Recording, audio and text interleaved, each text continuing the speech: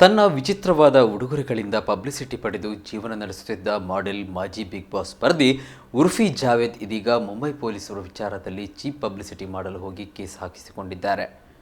ನಿನ್ನೆ ಸಾಮಾಜಿಕ ಜಾಲತಾಣದಲ್ಲಿ ವಿಡಿಯೋವೊಂದು ವೈರಲ್ ಆಗಿತ್ತು.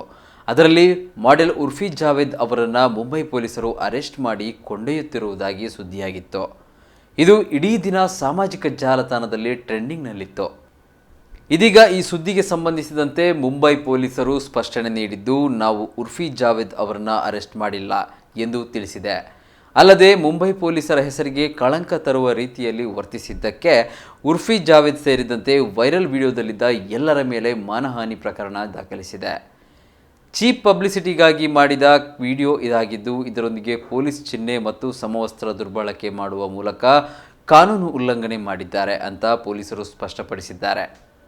ಸಮಾಜವನ್ನು ದಾರಿ ತಪ್ಪಿಸುವ ಈ ವಿಡಿಯೋದಲ್ಲಿ ಭಾಗಿಯಾದವರ ವಿರುದ್ಧ ಒಶಿವಾರ ಪೊಲೀಸ್ ಠಾಣೆಯಲ್ಲಿ ಸೆಕ್ಷನ್ 171, 419, 534 IPC ಅಡಿಯಲ್ಲಿ ಕ್ರಿಮಿನಲ್ ಪ್ರಕರಣ ದಾಖಲಾಗಿದೆ.